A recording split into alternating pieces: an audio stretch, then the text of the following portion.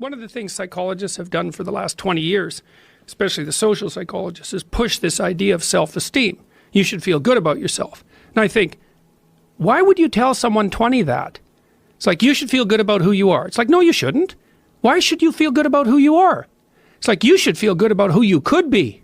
That's way better, because you got 60 years to turn into who you could wait be. a minute. I'm not saying that people shouldn't have confidence, but like often you take young people, say they're 16 to 22, and they're not really feeling that good about who they are. Right. Because their life is chaotic and in disorder, and they don't know where they're going, and they don't know which way is up. Also, there could be bad parenting, Oh, God, yes. Yeah. bullying. Oh, yes. There could be a lot of abuse going on. And I think that's one of the reasons why that resonates with people, this idea of be happy about who you are. Right. Feel good about who you are. Right. But the thing is, it has to be stated with precision. Yeah. You should treat yourself as if you're valuable, especially in potential. But you should concentrate on who you should become, especially if you're young. And so let's say you're miserable and nihilistic and chaotic and depressed and all of that now, and you have your reasons, terrible parenting, abuse, all of those things. It's like, well, you should feel good about yourself. It's like, no, it's not the right message. Is that it's more like you should understand how much potential there is within you to set that straight. And then you should do everything you can to manifest that in the world, and it will set it straight. And that's better than self-esteem. It's like you're in a crooked, horrible position. Okay, fine. There's a lot of suffering and pain associated with that. Yeah, you can't just feel good about that because it's not good. But you can do something about it. You can genuinely do something about it. And I think all the evidence suggests that that's the case. Yes. So I'm telling young people, look, no matter how bad your situation is, I'm not going to pretend it's okay. It's not okay.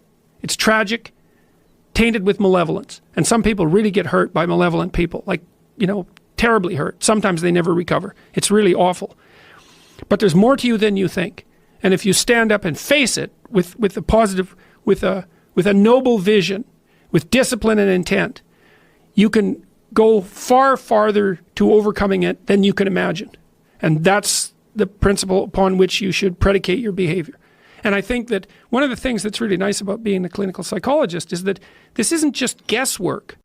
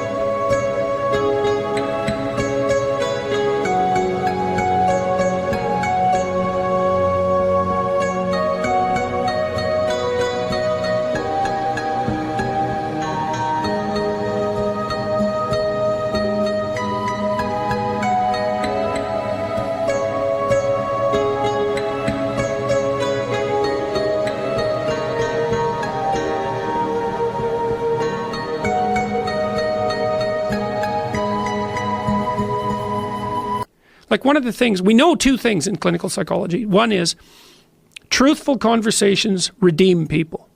Because if you come to a clinical psychologist whose worth is salt, you have a truthful conversation.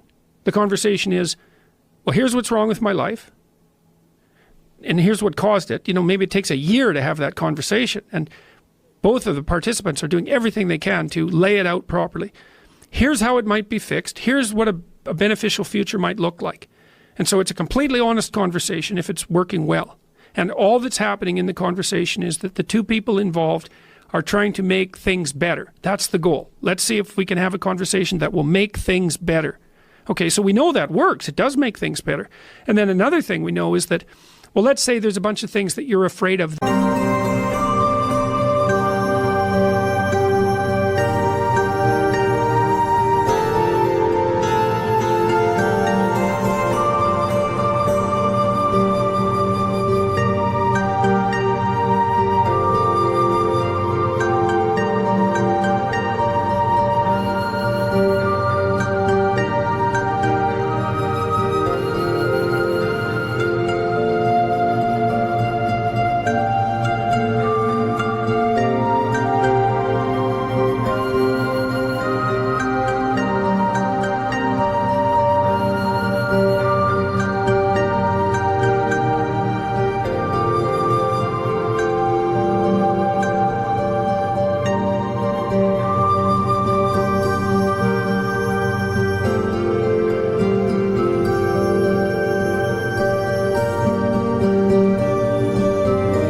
in your way.